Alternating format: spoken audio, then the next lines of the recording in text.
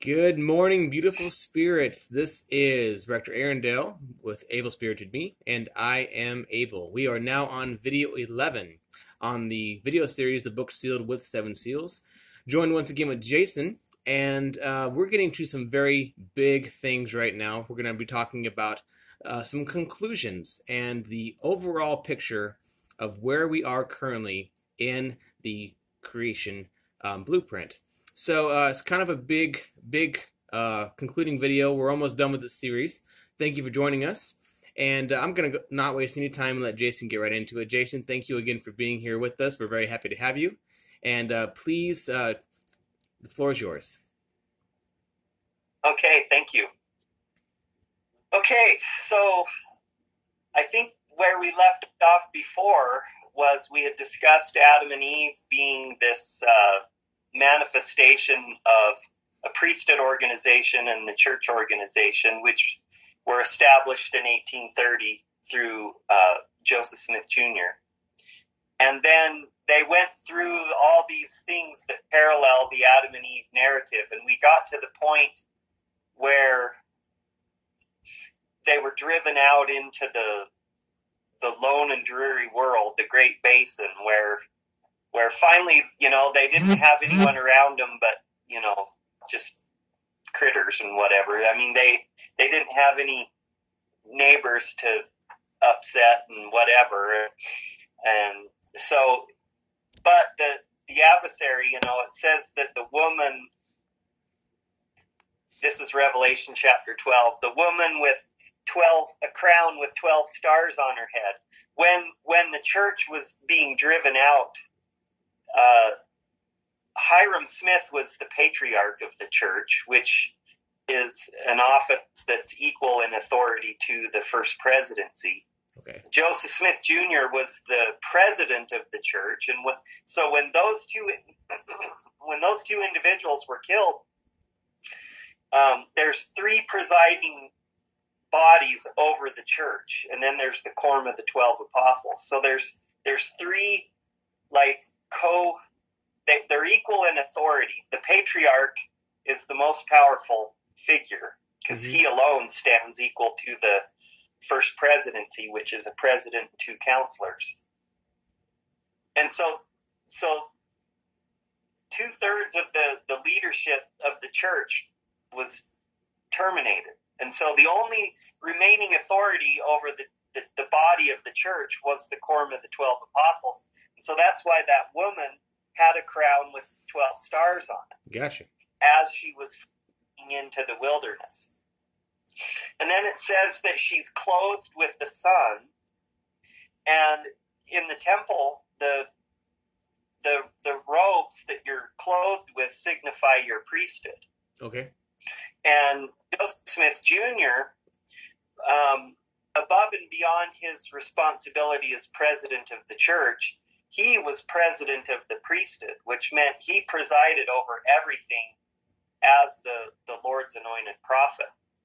And so with him being killed, then you kick in the successor of at least those two different roles, president of the church and president of the priesthood. And what happened is God gave him a revelation saying that whoever's the Lord's anointed prophet, it's only whoever I will say through you. Okay. So it's like God is who, otherwise, why would you call it Lord's anointed prophet? Mm-hmm. And Joseph did receive a revelation that did appoint a successor to the head of the priesthood. And ironically, and this is confusing to a lot of LDS, they don't seem to know this. Okay. They called it the succession crisis after the death of these two very prominent figures. But the successor of Joseph Smith, the person, was the entire body of the church. And so the church as a whole became the Lord's anointed prophet. And then these apostles acted on behalf of the whole church because they presided over it. Okay. And then eventually they reconstituted a new first presidency and a new patriarch. work. It's kind of like, in the Roman and Greek myths where these creatures do battle and a head gets cut off and then a new head just grows back, right? Right. Two these two are heads. organisms. Yeah. Like, you can decapitate the president from the body, you can cut its head off, but they'll just grow a new head, right? Mm-hmm. I mean, that's how it works. These flesh and bone bodies are immortal beings. They just reform and regenerate. They're quite indestructible in some sense. Not not entirely, of course, but so anyway, so this woman is the church, and so she's the successor of the priesthood, which in the Bible, Paul talks about a time comes when the body of Christ, which he said is the plurality of all those brethren who hold the priesthood, and actually it includes their wives too. We could get into women in the priesthood, but that gets technical. So the body of Christ and his bride become one. And so the time that they were killed and all of that, that's when the church and Christ became one. Adam and Eve merged. Okay. And even the endowment narrative shows it. It shows after they've been clothed in the garments that they're really tight arm in arm as they're walking out into the wilderness. They're like a body of one flesh. And so the church and the priesthood merged. That's why it says that she was clothed with the Son in entirety. Oh, okay. And then the 2017 sign in the heavens is the Revelation chapter 12 stuff, where Jupiter did its kind of retrograde as it went into her womb and then came out of her womb after 9 months. And some of that stuff's pretty fascinating. Yeah, you're speaking a bunch of stuff I have no knowledge of, so I'm going to let you keep going. Watch this and maybe unpack some of what I'm saying and chase it down. So anyway, so the church is the successor of Joseph Smith as the head of the priesthood. And now you've got this body doing what previously was done by the single individual, which, Joseph Smith is the third personage of the Godhead. So, to replace him, it's no small matter. Right. He's not just a prophet. He was more than a prophet. And so anyway, but there's different verses where God will say to the church, if you are not one, you're not mine. And so he's saying, for the church to really carry on with this mantle of authority, they have to generate this not uniformity, but this spirit of unity and this to be of one heart and one mind. The church really does need to be functioning as a body and not fractured with all these divisionary things and conflict. They're supposed to work on everything until they're in agreement. And it's like, if the church is successful at that, then, the amount of manifestations she's able to receive and so on increases. But I wanted to fill that part in and also mention too that once they got out into the lone and dreary world, they had their garments on now, and now they're a body of one flesh, and then when you look at remember how I did the parallel between the old world in Mesopotamia and the new world in Jackson County, the big flat plains and the big rivers and all that stuff? Yes. Okay, so now the second part of that is, if you look at where Palestine is relative to Mesopotamia, you go pretty much straight west. Okay. And then you get to this region where you've got this large freshwater body with a river that flows out of it to the Dead Sea, the saltwater body. And then the River Jordan in the middle, right? Yes. Well, if you look at the Utah Great Basin, you'll see Utah Lake, which is a pretty sizable lake. And then the river flows out of it down clear. And in this case, it's flowing from south to north, whereas in Palestine, it flows from north to south. Interesting. So it's the same geographical outline with Utah Lake and the Jordan River and the Great Salt Lake, which is a dead, like a Dead Sea. Right. And so if you take Palestine and flip it 180 degrees and superimpose it over Utah, Salt Lake City aligns exactly where Jerusalem does. Huh. Okay. Geographically. That's very interesting. And so basically, when Brigham Young's out scouting and whatever, and he comes up onto Ensign Peak, and he's like, this is the place. He called it. I don't know if he knew what its geography was even by then, but he said, this is the place, and he marked the place where the temple would be and everything, and it aligns on this blueprint with Palestine. And so the message here is, that Adam and Eve are in their new home. This is the place. This is where the new Jerusalem of the new world is going to be established. And knowing where the new Jerusalem is very important because, that's where there's the 4 gates that the 12 tribes come in, and there's all this stuff, all these prophecies about what happens with the new Jerusalem. Okay. And this is something a lot of LDS don't even know. You'd think they'd be more savvy to this kind of, cool stuff that would go viral and everybody would just know. But a lot of Mormons are like, oh my gosh, that's so cool. I didn't know that. Yeah, it's interesting. And, So Adam and Eve are also connected with the New Jerusalem because Adam is who rules and reigns, and New Jerusalem is the city from which the new Adam rules and reigns. And he rules and reigns throughout the millennium, which means this body of Christ, it's a priesthood dynasty. And the body of Adam is what lives, almost 1,000 years, which accounts for the rule and reign of Christ during the millennium. Okay. It's actually Adam.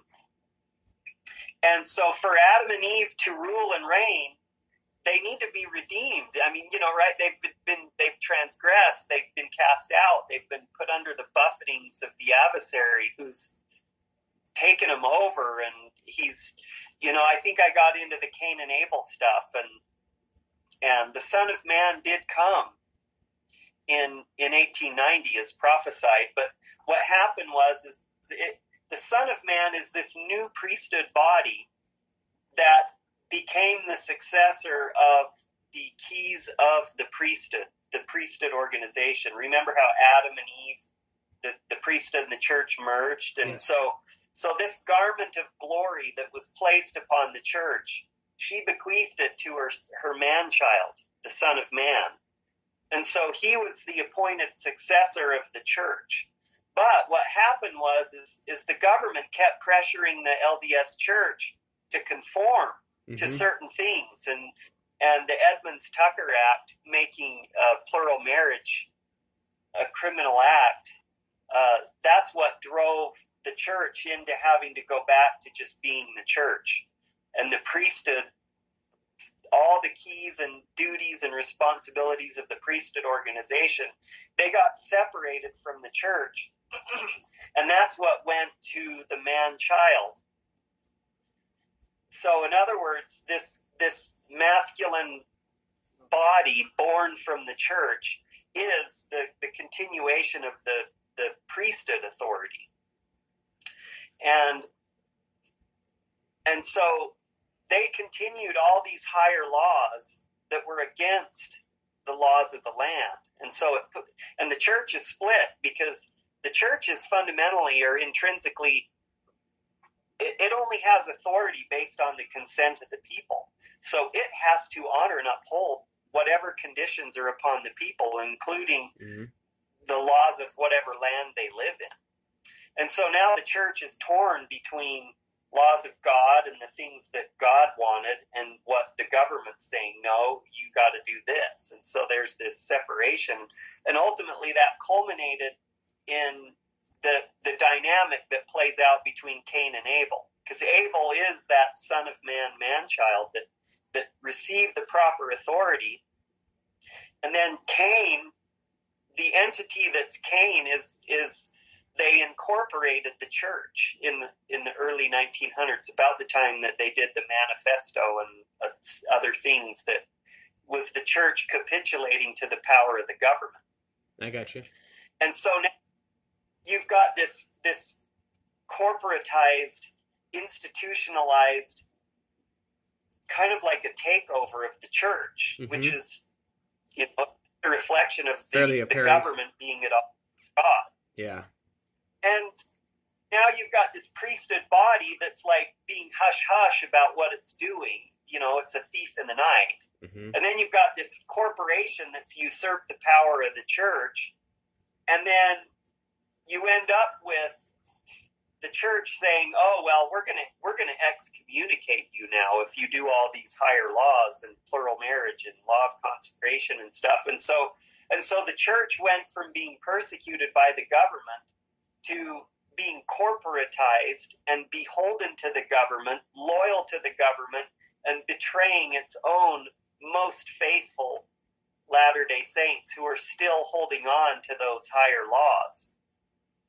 And so then there's this systematic purge and excommunication of all these members of the priesthood body, the Son of Man, the man-child. Now, Jason, real quick, and so we have to wrap up this video soon. But I first, for the non-LDS people who don't have a lot of insight on it, like me, when you say higher laws, where are you getting these higher laws? What is the information source? Okay, the information source on this is actually just in the LDS scriptures, like in section 132 of the Doctrine and Covenants. God goes into somewhat of an introduction and some detail into the law of a man having more than one wife and how that works. Okay. And different reasons and bases for that, and we could maybe do a whole segment on what's the whole big deal about Mormons and polygamy. But that's one of them. And then the second one economically is what they call the United Order. And it's a way, in the New Testament, there's mention that they held all things in common. And it's this way that they would pool their resources together in order to avoid any external financial bondage. Like, if you go to a bank and you borrow some money, they want it paid back plus interest. Mm-hmm. And that's a form of bond. Usury is a form of bondage. And so the saints would pool together in small local groups, unite all the resources, and then basically what it would ultimately mean is whoever had more than they needed, they would just pool it. It wouldn't be like taken from them. They would still get credit that was their stuff, but then other people could make use of it without usury. Okay. So it's just a resource pooling thing. And then there would be a tithe of things so that the bishop could have funds to administer it all. But those are the two things. When I say higher laws, those are two things. But when you get into the nitty gritty of it, there's a lot of other details. The law of adoption, the law of continuance. There's other things that. Maybe we should talk about that one day, because I don't know any of that information. So. Yeah, and you might find it interesting, and I'd love to see if perhaps in the Vedic texts that you're familiar with, if there's any corollaries or parallels. We'll have to discuss it and find some. We're gonna have to stop this video. Do you have one final thing to say? Well, I do to say one thing, and that is so Abel gets killed, and then Seth is Abel's. The name Seth means appointed. Okay. And so basically Seth stands in the place of Abel and does for Abel what he cannot do because he was a martyr. Mm-hmm. And so that priesthood chain of authority goes from that priesthood body to a new priesthood body. And Seth, we learn, he's born when Adam is 130 years old. And so if you take 1830, when Michael Adam was formed as a flesh and bone being, and you add 130 years, that's 1960. Okay. And 1960 is when a man named Robert Crossville began receiving "Thus saith the Lord" revelations. And he lived to his dying day and had no idea that he actually was embodying the flesh and bone body of Seth. Wow. I tried to share that with him, but anyway, there's a lot of politics that I got in the thick of. But he passed away in the year 2018. Okay. And I never got him to, he wouldn't listen to this. Anyway, it's a strange dynamic, but these guys that were this priesthood body didn't even know they were Seth. That is interesting. Just like the Mormons right now don't know that they're actually Adam and Eve. Yeah, that's fascinating. On that note, we have to stop. We're at 21 minutes, and we'll do another video. Okay. All right. Thank you very much. That's now is Seth is doing his thing, and we can go into that and finish it up in another segment. All right. Sounds good. Thank you.